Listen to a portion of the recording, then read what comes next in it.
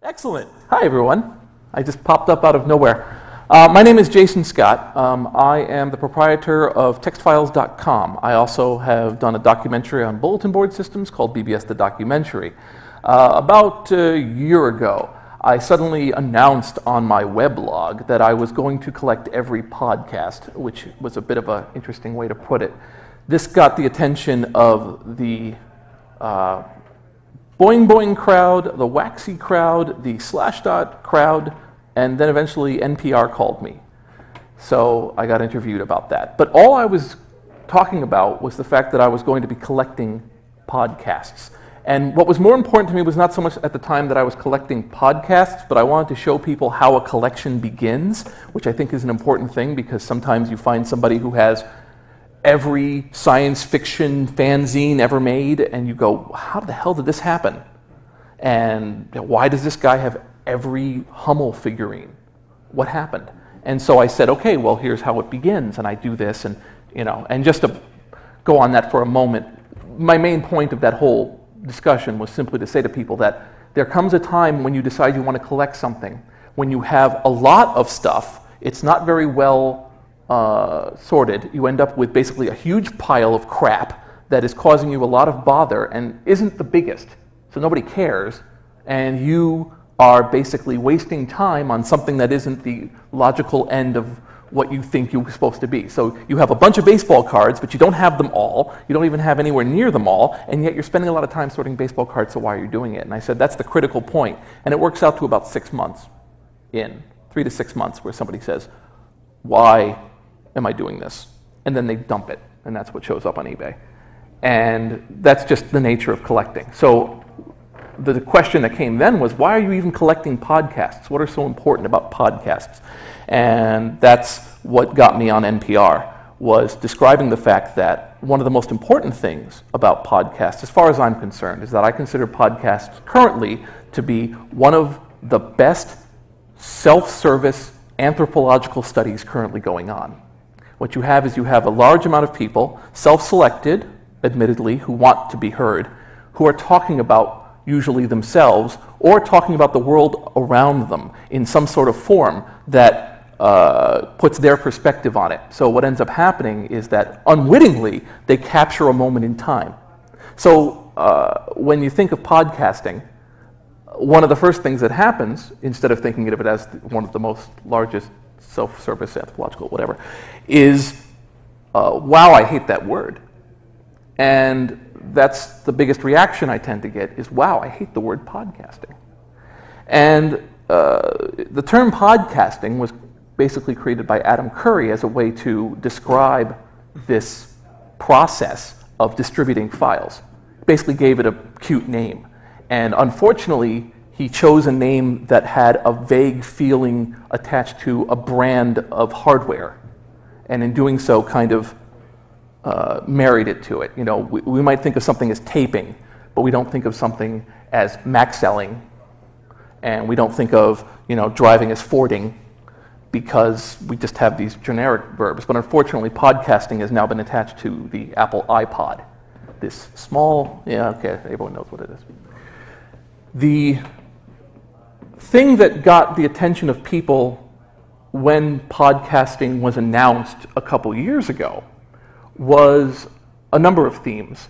One, that it was a way for independent people who had very little commercial interest to describe things in a way they wanted to, and to play music in a way they wanted to. So that way you were empowering the individual to distribute their voice around everywhere. Anyway, so the problem is I had a call from my father, and my father said, what the hell is this podcasting blog thing? And I said, well, every once in a while, a group of people with too much money and time get together and do something that other people have been doing. But because they don't want to be associated with what it used to be and describe themselves as inventors, they give it a new name and a variation of a name and say they're doing that, which is, so it's I'm living plus. It's not just I have this car, I have stripes on this car. So they tend to describe things in a different way. So for instance, a lot of people hear of podcasting. I don't know if anyone's heard the term pod fading yet. Pod fading is now the new term for when you stop doing podcasting. So there's actually a term now for not doing something.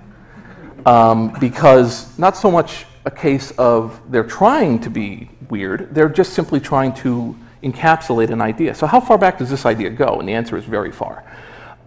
If you want to stick with audio, you can certainly go back 100 years. So let's stick with audio. But there's a little bit to be said for the fact that mimeograph, the ability to photocopy papers easily and send them out, contributes to this. But even before then, the advent of wireless radio was basically, initially, a way to sell things. It was a way to send out information to people without having to use phones, which at the time were extremely expensive for such a thing, and for the price of a transmitter, get your message out. So one of the surprising things people don't know is that in the 20s and early 30s, when the FCC did not exist in this fashion, there was kind of a free-for-all, a very exciting free-for-all, where basically anybody could say anything they wanted to on the air over anybody else. And in fact, a lot of these stations that came out were basically mom-and-pop operations. So you'd have a hardware store, and then you would have this gigantic fucking tower out the back of it, with no real regulation as to how big it can be or what it's doing and how can they spray each other out. And so once they started to actually become regulated and illegal, they actually moved to Mexico and started to broadcast across the, just literally cases where in rainstorms they would shoot out lightning because they get hit by things because there were just so much electricity being used to do this. So the idea that there was kind of a clean, fun, happy-go-lucky radio of high quality and then it kind of turned into crap is not entirely true. However, it is worthwhile to notice the trend that radio took. I'm not going to talk too much about ham radio and shortwave. We'll stick with the idea of commercial radio because commercial radio was the first case of a medium where they were trying to present to you an experience, either through news or through music or through whatever other political information they wanted to get across. And the potential of a medium like that is very huge and is what really excites people when they hear about it. Of course, the first thing they find out is how much it costs and startup costs. And startup costs are what kills you in this kind of a medium. When you want to broadcast to people, when you want to let a lot of people know something, the rule has always been, wow, that's really expensive. That's an extremely expensive proposition. You can spend literally tens of thousands of dollars to get a license for the right to be able to broadcast. So what ends up happening is, did you lose me? Good, no you didn't. So what ends up happening is you end up with a few small stations that end up in any particular town. And as a result, those stations, to encourage advertisers to be able to sustain their costs, end up having to make certain shortcuts. Now, none of this should be news to you. I mean, this is just the basic concept of commercial media. But it's important to note because what happens is that whenever a new media shows up, whenever a new way of broadcasting or a new way of getting your message out comes out, the first thing that anybody who's promoting it wants you to know about is how you are not encumbered by the previous incarnation of the media's weight. You don't have to worry about this regulation, and you don't have to worry about advertisers, and you don't have to do this. So isn't that great? Now, that only sustains itself for very long. There's a good example in cable, where cable was commercial free, and that may predate some people in the room, but cable was commercial free. The idea was, since you were paying money for this infrastructure to be installed, you didn't have any commercials, right? Well, that's not the case anymore. Now it's this huge. So when I hear that satellite radio is commercial free and wasn't that great, and that's why you want to buy in, it's like, that's good. See you in 2015. So when people hear about a new medium for themselves, and by that I mean there's people who want to get a message out. And actually I should separate that out. There's two different kinds of people in the world, right? Consumers and producers. Sometimes people are a little bit of both, but there are people who are not interested in making anything. They just want to have whatever they get be the best. So they don't really care about how it was made, just as long as it's good. So This is part of the reason why MP3s took off so well, because it was more important that you were getting all this great stuff, less than how much it cost or if it was costing anybody or any of the other rules that came by. So when you're a producer, you want to get your message out, and that's sometimes an extremely heartbreaking and involved process. You work very hard to make something. You often don't have the resources that other people do, and when you do, it goes to a relatively small audience. So, moving back into time, the natural process that would happen once the FCC moved in, regulations kicked in, it was a certain amount of money to broadcast, was the advent of pirate radio. Now this is done a variety of ways with pirate radio. One of the ways that people would do it was simply to broadcast for short periods of time in towns that they were living in as fast as possible and then disappear again. So when you were listening, you'd basically look for a place on the band that wasn't being used, and you would have your own little transmitter that you whipped up, and if you were smart, you had it pre-recorded. Earlier times it was a little harder, but you know, had to do reel-to-reel versus anything else, but you wanted to pre-record it because then you could mount your little thing on the back of a truck and kind of drive around town until your tape ran out and then disappear again. The FCC went through different phases with this, up to and including some raids and fines and seizures, depending on a number of political factors. Sometimes they just simply warned people, and other times they tried to put them in jail.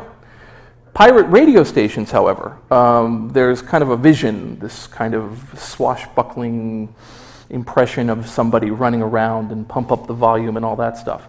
And where that all, kind of meets reality is that there were actually a wide variety of pirate radio stations, and there are still a few today, where you might get a bunch, if you're putting yourself at risk, which is the inherent energy that comes from pirate radio. If you're putting yourself at risk, you say, well, what do you want to broadcast? That wouldn't, it doesn't make any sense for you to have a pirate radio station and you sound like the local Clear Channel.